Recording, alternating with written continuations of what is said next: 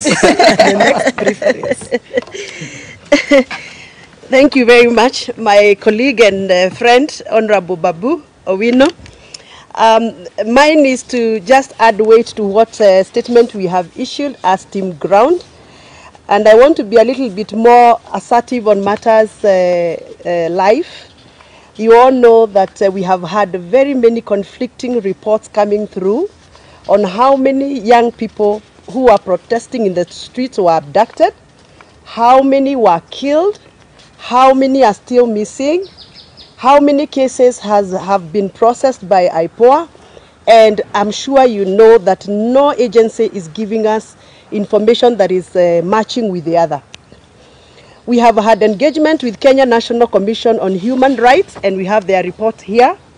And the report that this agency is giving us is that they have registered 61 people, young people who protested and died.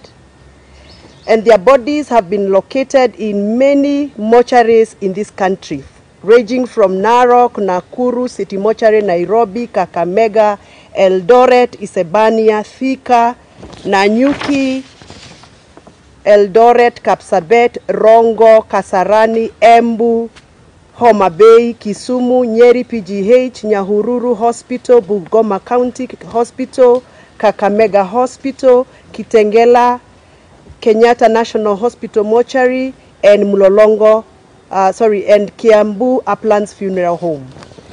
Now, according to Kenya National Commission on Human Rights, these people died out of excesses of the Kenyan Police Service.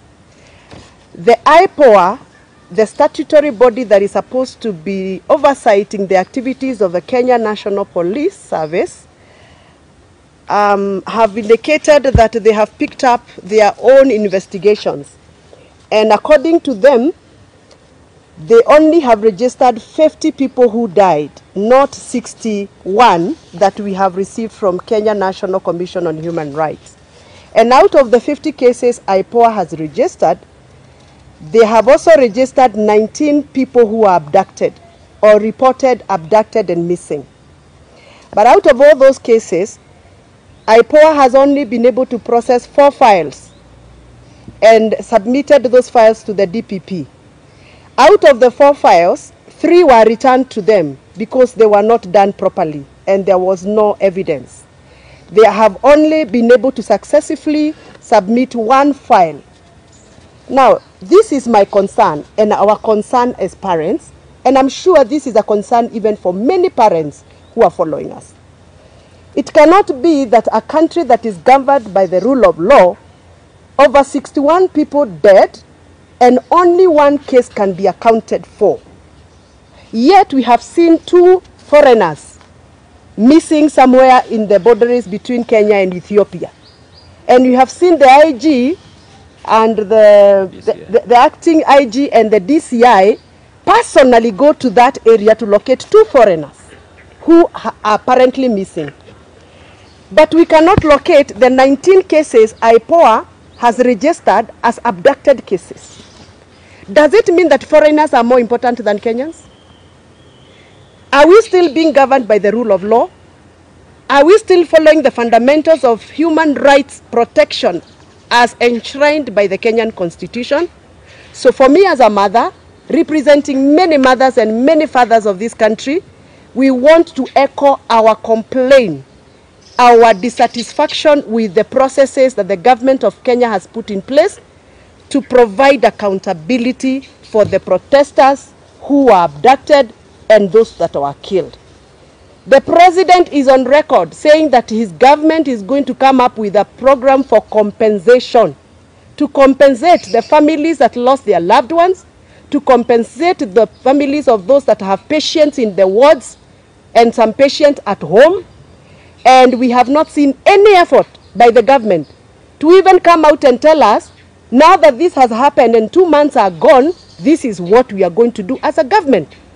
So we want to call upon the new Minister of Health, who has just been sworn in. We want to call upon the Ministry of Interior, now that we have the Cabinet Minister already approved and vetted and sworn in. You must come out and tell Kenyans how you are going to start off the process of compensation, taking care of those that are still in hospitals, and making sure that their rights are not violated and their dignity has been upheld. On matters to do with education, funding for universities and colleges, as a member of parliament, I have received a lot of messages from the young people. They feel like the government of Kenya has abandoned the young people. There is no straight communication coming from the government on how the new funding model is going to salvage the lives of so many young people who are stranded in homes, expected to report to colleges and universities.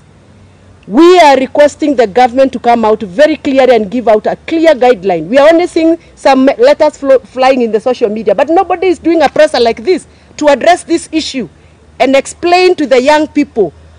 You cannot treat young people like they are second-class citizens of this country.